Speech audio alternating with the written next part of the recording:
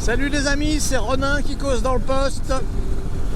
Alors aujourd'hui je vais vous proposer une vidéo un petit peu différente de celle de d'habitude, puisque ce n'est pas une balade mais un essai. Nous allons essayer Road Glide 3. En français c'est le Road Glide 3. Alors le nom de Road Glide 3, franchement je pense que c'est pas extraordinaire. C'est le successeur du Freewheeler. Et il me semble qu'ils auraient pu trouver un nom qui se démarque un peu plus des Road Glide 2 à deux roues. Mais bon, c'est le marketing de Harley-Davidson qui est à l'œuvre. Alors, qu'est-ce qui différencie le RG3 du Freewheeler, son ancêtre? Visuellement, c'est facile, ils ont greffé un Shark Nose sur un Freewheeler de façon à avoir une meilleure protection et changer de gamme. Mais le plus important n'est pas là. Le plus important, c'est ce qui se passe à l'arrière, où les suspensions greffées ont été considérablement modifiées pour améliorer le confort. La principale amélioration consiste à rendre les roues plus ou moins indépendantes et obtenir un confort plus important. Ça, on va le tester tout à l'heure. Maintenant, si on regarde le tableau de bord, effectivement, c'est un tableau de bord de touring avec beaucoup d'électronique, ce qui n'est pas forcément très intéressant, et qui donne un aspect plus moderne à cette machine. Autre différence notable, c'est au niveau du moulin, puisque le Freewheeler était un 114 cc, alors que le RG3 est passé en 117, qui rentre comme ça en harmonie avec le reste de la gamme des Touring. Alors ce moteur de 117 cc, il est beaucoup plus puissant quand même. On sent à la poignée d'accélérateur. On a quelques modes de conduite qui permettent de modérer vos ardeurs si ça vous souhaite. Et puis, il faut quand même être prudent sur la poignée de gaz, parce que même en rodage, il a tendance à partir un petit peu plus vite. Personnellement, je trouve que les deux premiers rapports sont un petit peu courts et qu'on a très vite fait de se retrouver en troisième pour évoluer à vitesse très modérée. Faut prendre le coup. Bon, c'est pas très gênant, mais la seconde est assez peu utilisable à mon sens. Et c'est un petit peu problématique pour prendre des ronds-points dans de bonnes conditions. Alors, on va attaquer les premières bandes rugueuses et c'est là qu'on va voir si les ingénieurs de chez Harley ont fait vraiment des progrès ou vont chercher à nous enfumer avec une publicité mensongère. Waouh, et ben franchement, il y a un progrès énorme, mais colossal même par rapport au Freewheeler, puisque on passe les bandes rugueuses presque sans être secoué, à vitesse limitée bien sûr.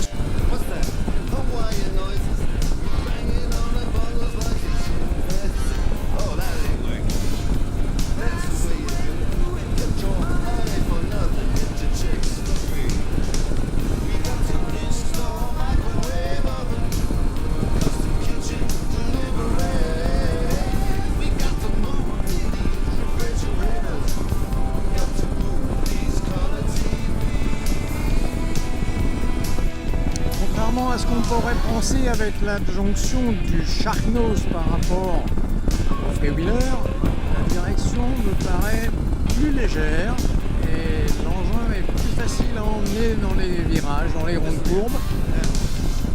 C'est plus simple, c'est moins fatigant. J'ai pas encore testé sur les épingles de montagne, parce que dans mon coin il n'y en a pas beaucoup. Ça sera à tester un peu plus tard. Un petit mot sur la précision du compteur. Le régulateur étant calé à 90, le compteur oscille entre 91 et 92 et le Coyote indique 88. Donc on a une marge de manœuvre qui n'est pas très large. À faire attention quand on passe devant les radars. Petit test de reprise, donc à 70 km/h en 6e, on ouvre, ça part gentiment.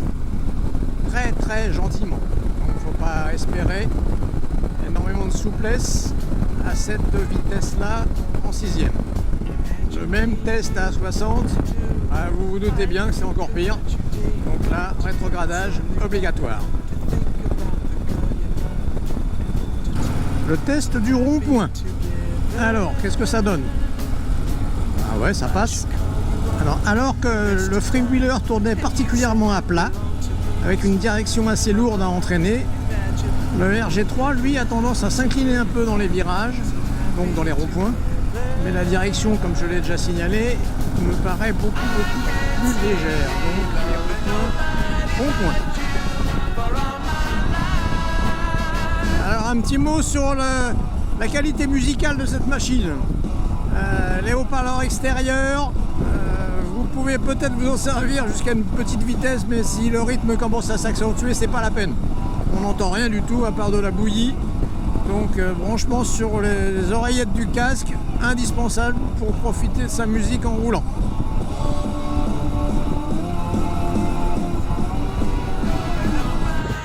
Bon, il est temps maintenant de faire un petit tour du propriétaire. Alors, la face avant du RG3, effectivement, c'est pas du tout celle qui est vendue aux États-Unis, que vous allez trouver là. Mais par contre, c'est quand même mieux que les modèles de couleur, que les premières visions des modèles européens que vous avez promis, c'est-à-dire ce que vous avez là. Personnellement, nous avons choisi la couleur noire parce que c'est quand même celle-ci où le cache assez hideux qui est devant est le plus discret. Ensuite, le train arrière, il est connu, hein, c'est celui du freewheeler, avec les améliorations apportées dont on a déjà parlé, et qui sincèrement c'est une très grosse amélioration par rapport au freewheeler, puisque la stabilité est bien plus importante et surtout le confort. Au niveau du tableau de bord, donc, on a droit à une dalle TFT qui est de grande quantité et qui a toutes les informations nécessaires lorsque l'on veut conduire. Il y a un petit temps de démarrage. Les commodos, c'est ce qu'on trouve sur le tuning de la génération actuelle, avec notamment ici le cruise control qui est très bien foutu, beaucoup plus accessible qu'avant, et puis toutes les possibilités de réglage. Voilà, il vous dit que le stationnement est ok. Voilà. Donc un tableau de bord sympathique avec des rangements, c'est tout à fait la philosophie du Road Glide. Ensuite, justement, parlons de cette philosophie, donc on a bien le Shark Nose, ce Shark Nose que moi personnellement j'apprécie au plus haut point, parce que c'est mon 3e Road Glide, et qui vous permet de rejoindre la communauté des possesseurs de Road Glide, soit en France, soit international. Voilà, je pense avoir fait à peu près le tour. Voilà, c'est une belle moto. Petit regret quand même, c'est qu'ils auraient pu mettre une bulle réglable, ce qui n'est pas le cas. Comme vous le voyez, elle est fixe, mais elle protège quand même pas trop mal. Et puis un sélecteur double branche sur un Touring, c'était quand même pas un luxe, mais aujourd'hui avec Harley, tout est devenu un luxe. Voilà pour le tour d'horizon du propriétaire.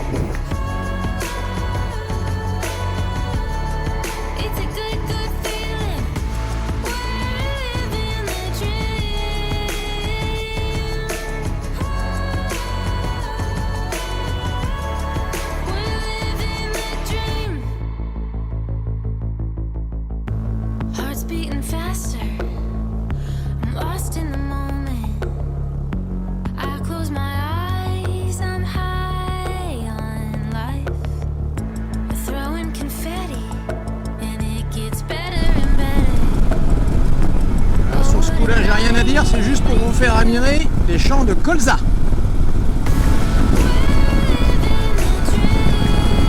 Et encore, vous n'avez pas l'odeur.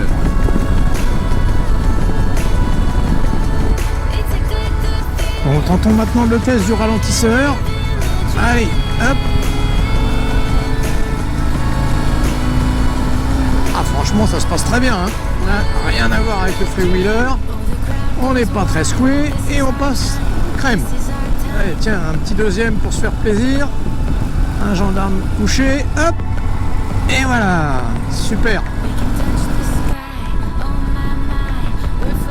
Eh bien, le test du ralentisseur est réussi avec succès. Si vous aviez déjà vu mes vidéos à Fackersay ou à Grimaud, vous avez pu vous rendre compte à quel point on était secoué de droite à gauche et comment nos têtes jouaient aux boules de billard sans arrêt à chaque poste. Et bien là, nada. tout va bien et on ne peut que féliciter et remercier les ingénieurs de chez Harley-Davidson. Dommage que le tarif soit un peu prohibitif.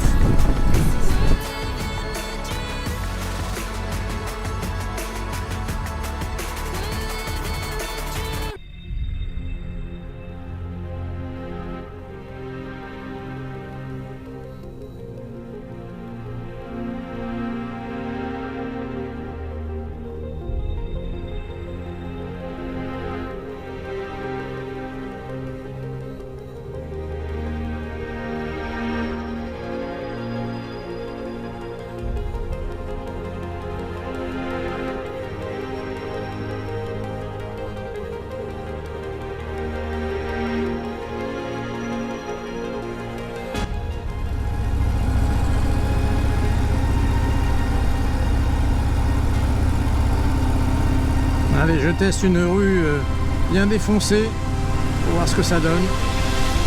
Et ben c'est nickel, ça passe crème.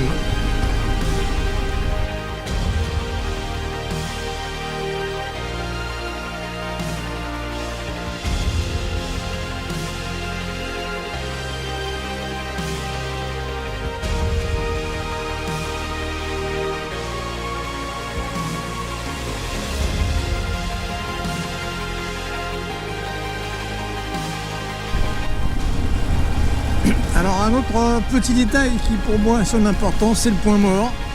On sait que sur les Harley c'est souvent difficile de trouver le point mort. Et ben là, ça coule comme dans du beurre. Et voilà.